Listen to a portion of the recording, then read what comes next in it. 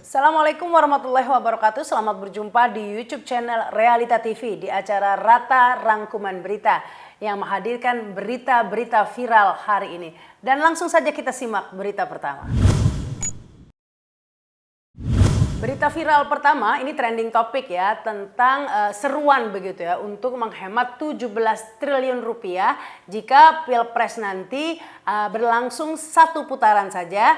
Dan ini disuarakan oleh para pendukung Jokowi dengan mengatakan agar Prabowo Gibran dalam Pilpres nanti bisa menang satu putaran saja dengan alasan tadi itu bisa menghemat 17 triliun rupiah. Setidaknya ini sudah ada beberapa yang menyuarakan ya narasi ini, sudah semacam kayak dulu yang 3 periode ya. Kali ini yang disuarakan adalah satu putaran. Dan orangnya ya itu lagi nih, ada M. Kodari misalnya yang menjabat sebagai ketua umum Gerakan Sekali Putaran. Wah, sudah ada M. Kodari ya yang menyuarakan agar Prabowo dan Gibran ini terpilih dalam satu putaran.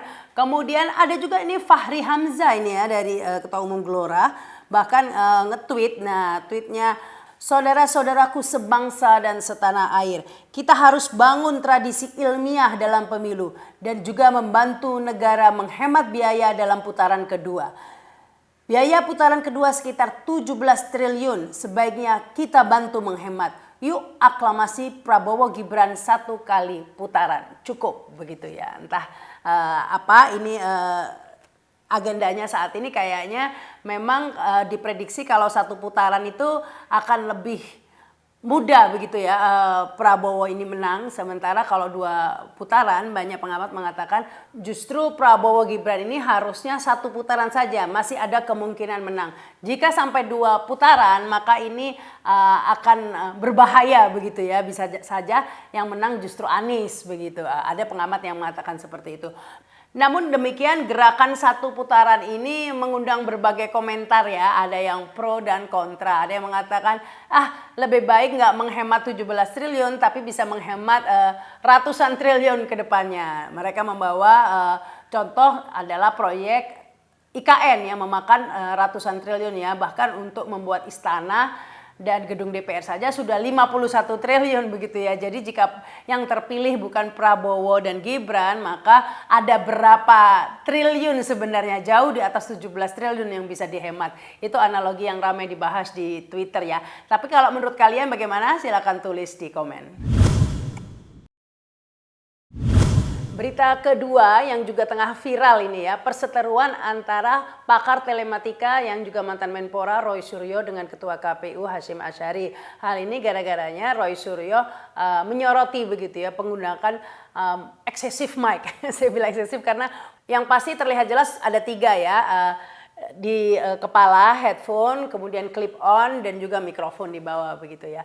Nah, ini yang disoroti oleh Roy Suryo, dianggap mencurigakan begitu ya, dan ini tentu saja menimbulkan perseteruan dengan Ketua KPU Hasyim Asyari yang mengatakan bahwa itu adalah hal yang wajar untuk mengantisipasi agar jika ada salah satu yang mati, yang satunya berfungsi begitu ya. Nah, ini video Roy Suryo ya.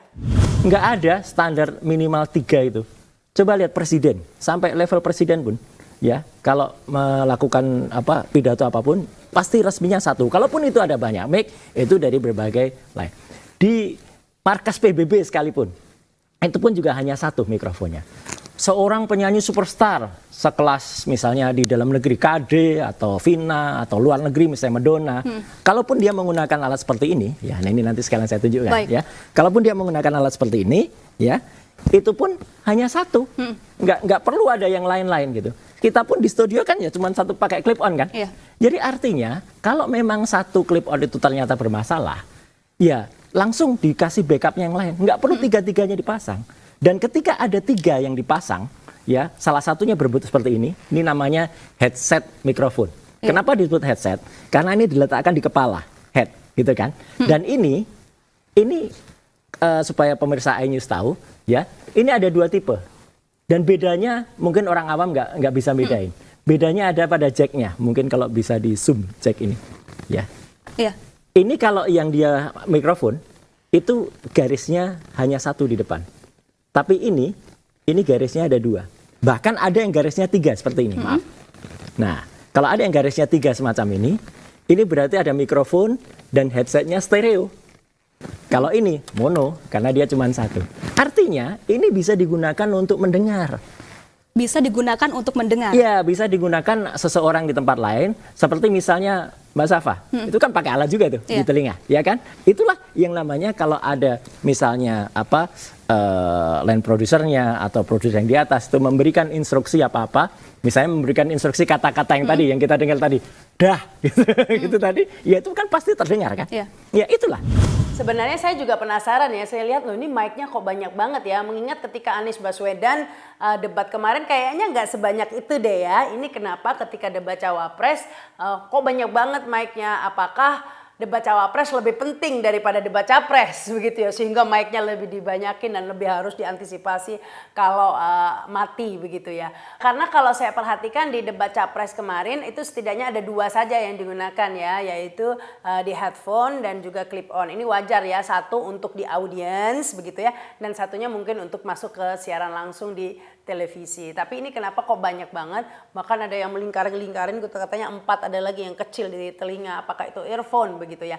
Ini menjadi perdebatan ya, apakah benar Gibran mendapat feeding gitu ya melalui earphone oleh timnya di luar. Nah ini sudah dibantah oleh Ketua KPU mengatakan bahwa semua sama kok jumlahnya mic-nya dan itu hanya semata-mata masalah teknis.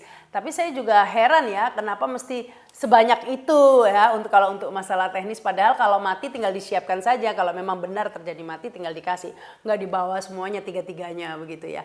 Dan memang ini masih banyak terus bergulir perseteruan itu karena kemudian Hasyim Asyari mengatakan bahwa apa yang disampaikan Roy Suryo itu tidak benar dan Roy Suryo itu tukang fitnah katanya. Nah itu ramenya.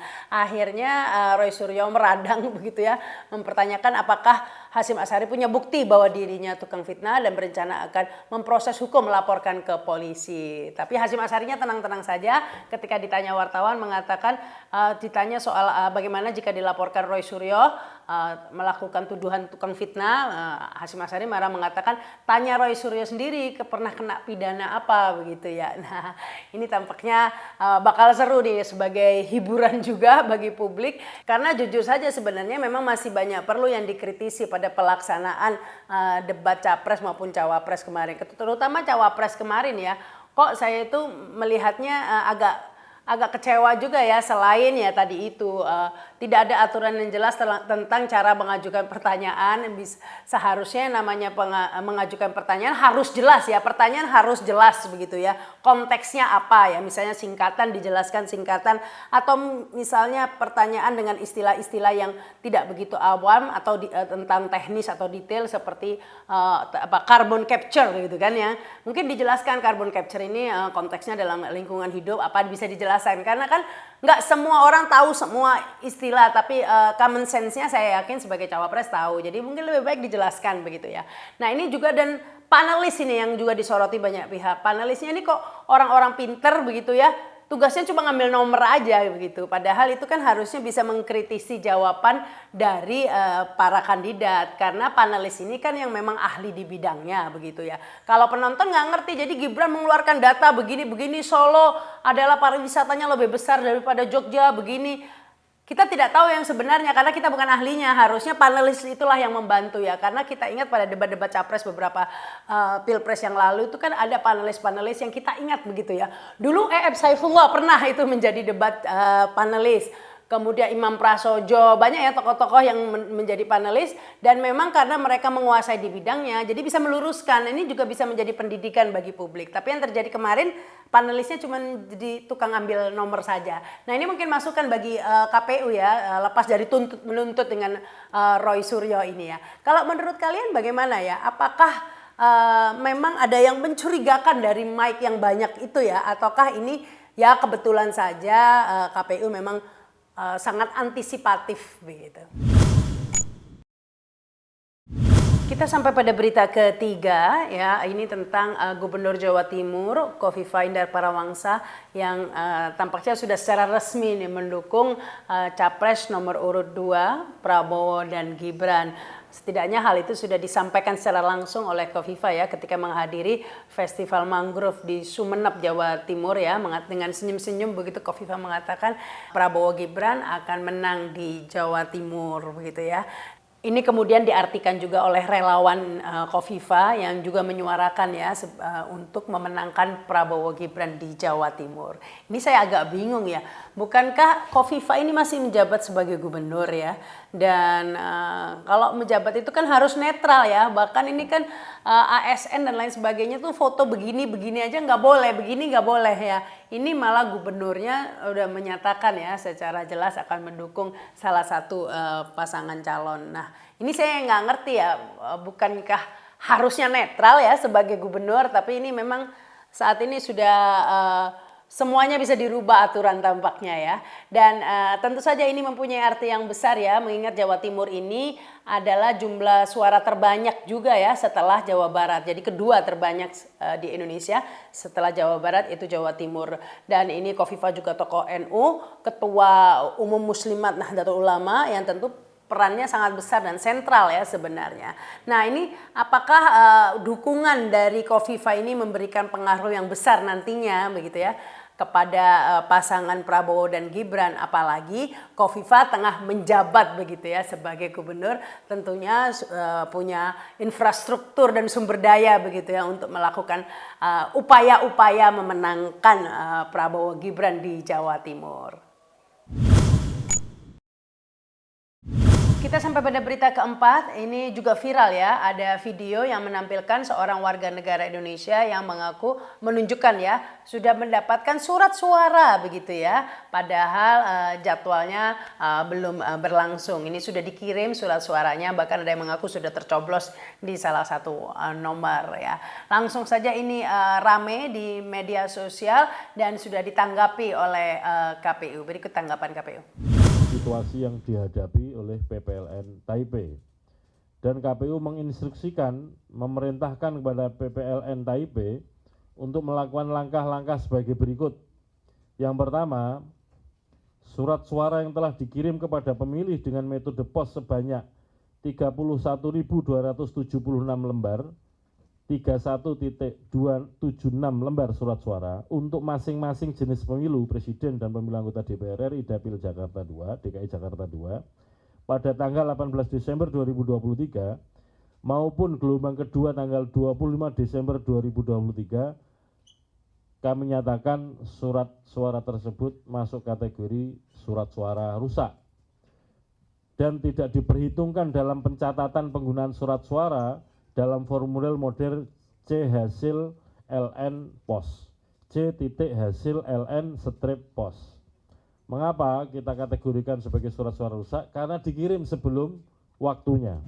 Ini jadi pertanyaan ya, karena memang bayangkan saja ada 31.000 surat suara begitu ya, sudah disebar, dikirimkan sebelum jadwal, bahkan ada banyak yang juga warga negara Indonesia mengaku itu surat suaranya sudah tercoblos ya.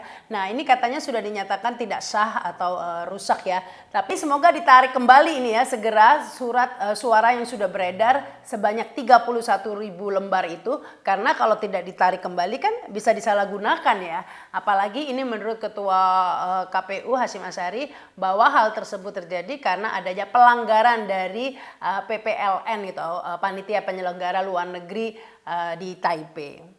Nah ini harusnya menjadi perhatian ya, karena memang seringkali permainan-permainan itu terjadi di daerah pemilihan yang sulit terpantau, misalnya di luar negeri, di Papua begitu ya. Nah ini seringkali terjadi kecurangan-kecurangan semacam itu. Ini semoga segera diganti ya surat suaranya dan tidak terjadi kecurangan di negara-negara lainnya. Kalau di Taipei saja 31.000, di negara-negara lainnya kan lumayan juga ya kalau sudah dicoblosin semua. Nah ini netizen harus aktif ini ya, ngeviralin kalau ada video-video macam ini udah tanda-tanda kecurangan, ini semoga segera diviralkan begitu ya. Meskipun ini sudah ditindaklanjutin katanya dinyatakan tidak sah, dinyatakan surat suara rusak. Jadi tetap semuanya harus terus waspada ya. Ini meskipun sudah terbongkar saat ini yang 31.000 surat suara, tapi tetap harus dikawal ya. Benarkah ini sudah ditarik dan nggak disalahgunakan lagi. Ya, kita sampai pada berita kelima ini, berita terakhir. Ini ada Ketua KPK nonaktif Firly Bahuri yang hari ini menjalani pemeriksaan sebagai tersangka kasus pemerasan terhadap mantan Menteri Pertanian Syahrul Yassin Limpo. Dan ini dua sekaligus pemeriksaan hari ini. Yang pertama di Polda Metro Jaya dan oleh pihak kepolisian, dan yang kedua oleh Dewas KPK ya, tentang perkara etik begitu ya. Hari ini dua-duanya akan dilakukan. Seperti kita ketahui sebelumnya Firly Bahuri ini tidak bisa datang ya pada pemeriksaan 2 minggu yang lalu ketika diundang di Polda Metro Jaya. Namun hari ini dijadwalkan akan hadir pemeriksaan. Demikian juga di perkara etika oleh Dewas KPK. Tentu banyak yang berharap agar Dewas KPK ini memberikan sanksi terberat ya, yaitu pemberhentian dengan tidak hormat. Karena sebelumnya Firly Bahuri sudah mengajukan surat pengunduran diri ya, tapi ini tidak diproses karena jika mengajukan surat pengunduran diri seperti itu maka ini akan menguntungkan pihak Firly Bahuri ya, karena berarti akan berhenti dengan hormat begitu ya. Sementara jika sanksi Dewan Pengawas KPK yang terberat adalah diberhentikan dengan tidak hormat begitu ya. Ini yang tengah ditunggu prosesnya. Demikian juga di pihak kepolisian, apakah hari ini Firly Bahuri akan langsung ditahan begitu ya. Kita tunggu informasi selanjutnya. Hingga saat ini belum ada update pemeriksaannya ya. Tapi yang jelas kasus Firly Bahuri ini menarik, apalagi beberapa hari yang lalu, 2 hari setelah Firly Bahuri ditetapkan sebagai tersangka kasus korupsi, ini Presiden Jokowi justru memperpanjang jabatan Firly Bahuri selama 1 tahun ya. Dan kemudian kasus ini tapi terus bergulir dan akhirnya Firly Bahuri ini sudah dinyatakan nonaktif. Kita tunggu keputusan Dewas KPK ini apakah akan diberhentikan begitu ya. Demikian juga yang secara hukum. Ini terutama terkait dengan pemeriksaan hari ini adalah jumlah harta kekayaan Firly Bahuri. Ini ada beberapa apartemen, ada rumah di Jalan Kertanegara begitu ya, yang tidak dilaporkan di LHKPN. Nah ini yang akan diusut ya, di samping kasus utamanya yaitu kasus pemerasan terhadap mantan Menteri Pertanian Syahrul Yassin Limpo. Ya, demikianlah Rata rangkuman berita kali ini. Pastikan kalian mengikuti terus ya program-program di YouTube channel Realita TV. Ada Sarita, Sarinya Berita, ada Cetar ya, Celotehan Rahma, kemudian ada Rata ini rangkuman berita, dan juga program-program lainnya, ada live streaming juga. Jadi jangan lupa subscribe dan komen. Saya Rahma Sarita. Wassalamualaikum warahmatullahi wabarakatuh. Sampai jumpa.